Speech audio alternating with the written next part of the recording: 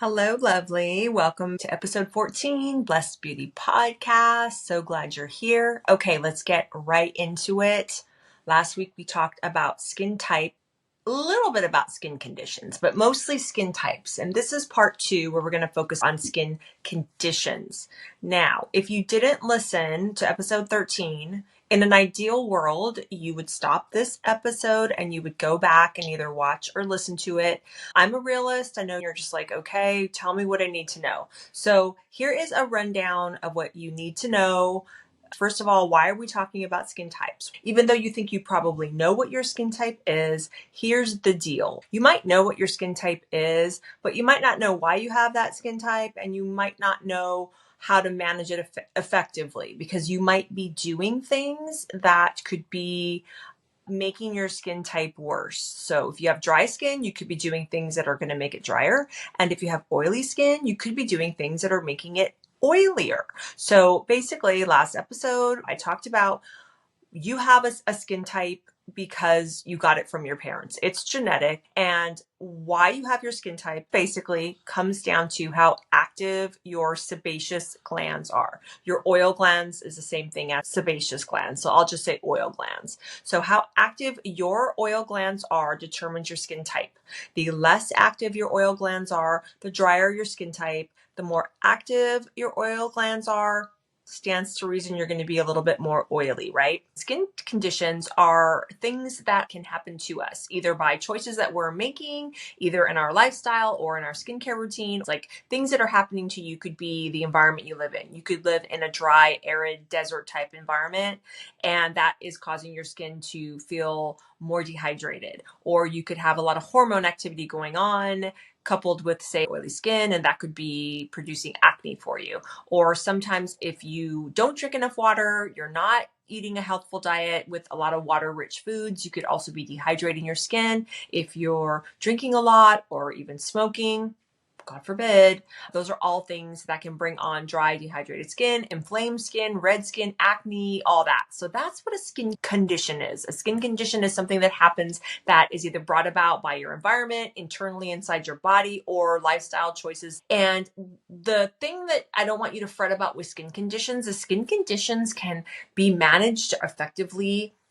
With skin conditions, they are something that you usually want to get under control and get taken care of before you do anything else. Because, for example, if you're struggling with dehydrated skin or a rash or irritation, redness, or acne, those are things you're going to want to tackle right away. So let's get skin conditions under control. I wanted to talk 3 things that are a really good example of a skin condition that you might be experiencing and what you can do to alleviate that condition and get your skin back in balance. So say, for example, you have a drier skin type and you are mismanaging your skin in that you are stripping it every time you wash it.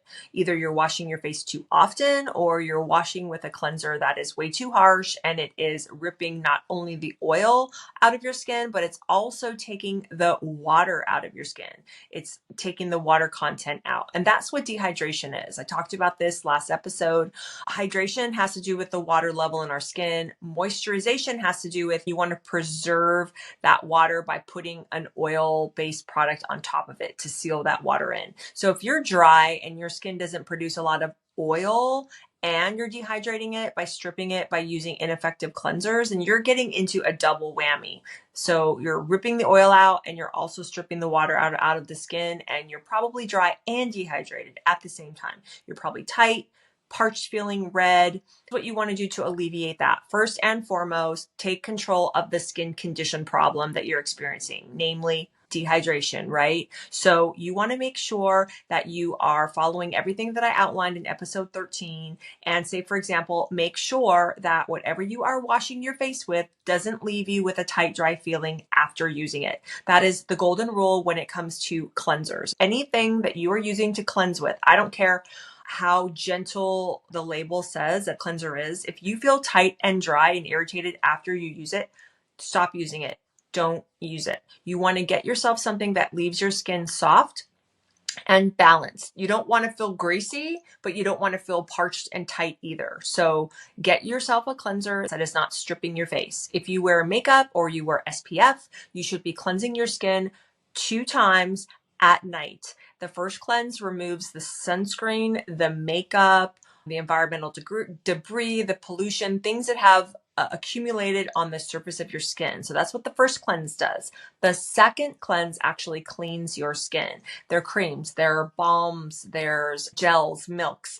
In episode 3, I go into detail about how to double cleanse your skin in the evening, but you want to get yourself a really, really gentle cleanser that does not strip your face, and then use it twice in the evening. Now, even if you don't wear makeup, you should be using SPF. SPF is imperative. Any dermatologist or esthetician like myself will tell you that you must wear SPF on your face and neck, arms, back of your hands, even in winter, if you don't want age spots, if you don't want the possibility of skin cancer. You need an SPF. I personally recommend non-chemical SPFs, namely zinc and titanium oxide. Those are the ones that are great for sensitive skin. So my point is that even if you're not wearing makeup, sunscreens are made to adhere to the surface of the skin, whether they're water resistant or not. And you need a double cleanse to make sure that that is completely removed at night so that your skin can breathe. And that also whatever nice cream or any treatment that you're putting on at night can actually get in there and do its job. So remember how I talked about in episode 13, getting yourself a good hydrating serum and then sealing that with a really nice oil in water emulsion, meaning like a heavier skin cream that has some oil in it. That's going to seal that hydration in. So super, super gentle cleanser. The other thing is, if you are a drier, more dehydrated skin type, do not wash your face in the morning. You are unnecessarily stripping your skin of the precious oil and the triglycerides and all the ceramides that our skin naturally produces. You're stripping the water out of your skin. If a lot of drier skin ladies, if they're washing their skin twice a day, they don't like to wear makeup because they feel like the makeup is looking or looks too dry and flaky on their face. I always tell them, get a gentler cleanser, okay? And stop washing your face in the morning and get yourself a good hydrating serum and a good hydrator or an oil, something to seal that serum in. And, do that for at least 30 days straight. And tell me if you do not notice that your skin is more moist, it's more supple, and you can start wearing makeup again and it doesn't look like a flaky mess. So that is a prime example about how a skin condition can be self-inflicted based on what you're cleansing your face with, and also what you're doing or not doing in the way of sealing in the hydration that you do have in your skin. So let's go and move on to another scenario for the oily skin types. So for example, you can be oily and dehydrated at the same time, because remember, oil in our skin is different from water in our skin. Again, water has to do with hydration in our skin, the water content in our skin, and moisturizing means that we're sealing in that water, that hydration with oil. So if you are an oilier skin type and you are overly aggressive with your face wash routine, say you're using something that is way too harsh, or you are just washing too much, or whatever it is, I want you to stop that right now, okay? If you overstrip your skin, if you have an oilier skin type, your oil glands are just going to get really mad and angry at you, and they're going to pump out more oil, and you're going to feel even more oily. And then not only are you stripping out the oil and your oil glands are pumping out even more oil, but every time you wash, you're stripping out the water. So you can be super oily and dehydrated at the same time. That's why it's possible to feel really greasy, but then feel tight at the same time. And when oily skin start feeling like this, they don't like the way that their skin looks when they put makeup on either, because the skin starts looking really textured and kind of flaky because there's no water in their skin. There's just a bunch of oil, and the makeup doesn't wear nice. It doesn't look good. With an oilier skin, I don't want you to be over aggressive with the way you cleanse your skin either. I want you to basically follow the exact same guidelines for the drier skin. Get yourself something that is super gentle. You can cleanse with a balm that has oil in it, or a milky cleanser that has a little bit of oil in it, because actually a little bit of oil goes a long way in calming down your skin's own oil production. So again, you'll still be double cleansing at night, just like a drier skin type would, whether you're wearing makeup or SPF or both. I was going to say even if you don't wear makeup or sunscreen, but there should never be a scenario where you're not wearing SPF. I will beat that point home. Everyone should be wearing SPF all year round, every single day. And there's so many wonderful moisturizers and lotions on the market that are really nice and lightweight and not greasy feeling, that it's super easy to do it. So every single day at night, you, as an oily person, are going to be double cleansing, but you're going to be doing it with something that is gentle, that's not going to strip your skin, not going to rip the oil up, not going to take all the water out. And then you're going to still as well hydrate with a good hydrating serum, and then a nice cream that's got some type of oil in it to seal in that moisture. If it's more lightweight than say what a drier skin is going to wear, fine. That is totally fine, but you still need both. You need a hydrating serum, and you also need something with some type of oil in it to seal that hydration in. Other very common skin conditions that I see that are self-inflicted are red and inflamed skin. And a lot of that can sometimes be attributed to over exfoliating the skin. I have an episode about skincare acids 101 where I go into all of the things skincare acids. I am not a fan of physical scrubs, grainy scrubs that you use to actually scrub your face. It's a sloppy way of exfoliating. It is an incomplete way to exfoliate the skin. And all scrubs really tend to do is just rip up your skin barrier and dehydrate your epidermis. A lot of people really like and get addicted to that super smooth feeling. But I'm telling you right now, you're not really doing as effective a job as if you got yourself a really good skin acid and used that a few times a week. Now, if you're drier, I would say don't use a skin acid more than twice a week. If you are oilier, you could probably use it 2 to 3, maybe work yourself up to 4. I normally say even up to 3 is fine, even for oily skin. But acids are a lot more gentle if used effectively, and you're probably not going to get red inflamed skin the way you would than if you were using a facial scrub every day. I always tell my clients when I was working in the spas and things, I would tell them, look, scrub your toilet, scrub a bathroom floor, don't scrub your face. You don't need to be scrubbing your face. The only time I would say that you could maybe use a facial scrub is if you've got some flakies on your skin, like flaky skin that you have to kind of like remove because it just doesn't look good. But even then, I sometimes tell people to mix it with their cleanser, like a milky or gel or balm cleanser, to make it less abrasive. Or I'll tell women, just take whatever facial scrub that you bought that you can't use it anymore because I'll come and yell at you. Use it as a lip scrub or something, or use it on your knees or your elbows or in the shower on your body or whatever. But facial scrubs, I don't like them. I'm not a fan. They are very, very inflaming and dehydrating to all skin types.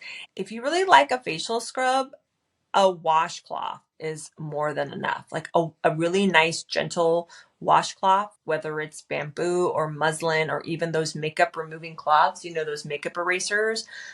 They don't rip up the barrier as much as say a scrub will, but like just being gentle with a washcloth if you're super dry, that is better than a scrub.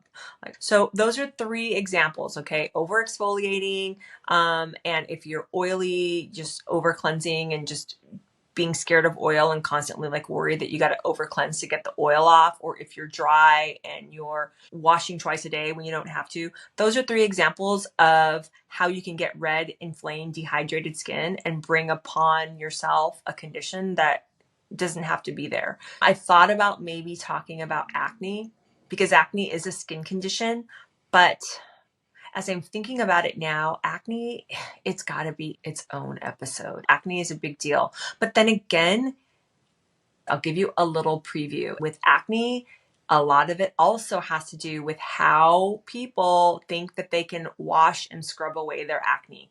Over cleansing and being aggressive with exfoliating acids and acne treatments and face washes and scrubs and skin brushes and all that, that makes acne worse. So that would be the little takeaway. A lot of it can be reversed if you just start treating your skin more gently and preserving your skin barrier. Because if you have acne, you might be oily, you might be experiencing all these things, but a compromised skin barrier has acne. The more intact your barrier is, the healthier your skin and you're not experiencing acne. So I hope that those 3 scenarios about skin conditions and how they can be brought about by just bad things that we're doing in our routines, whether you're dry, oily, what have you. I hope that was helpful.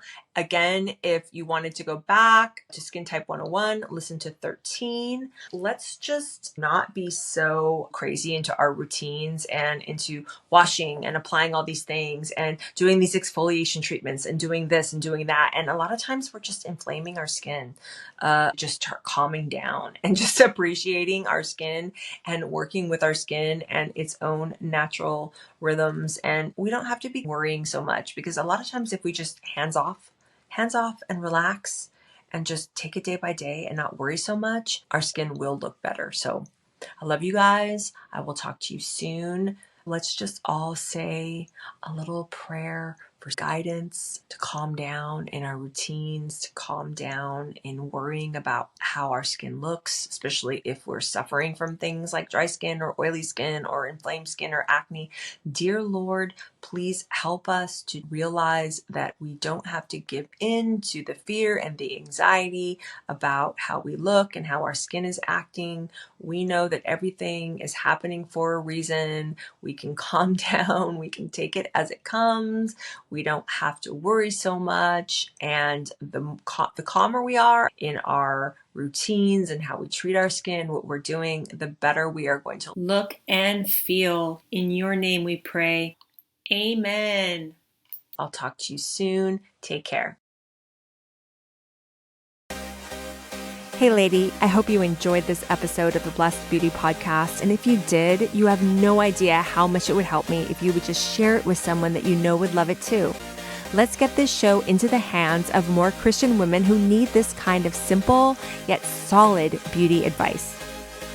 And if you want to dive a little deeper and you love the show and you feel like you can't find basic, helpful, or non-biased skincare and makeup advice anymore on social media, well, guess what? You're not crazy, because influencers on social media, they're sponsored by the beauty companies and they are selling you sponsored products, all the while offering skincare advice. That's where my masterclass Nude Skin comes in. You are going to find everything that you need to know about how to get and keep beautiful skin. It's all about simple beauty advice and embracing your God-given beauty. Thanks for tuning in, and I'll see you next time.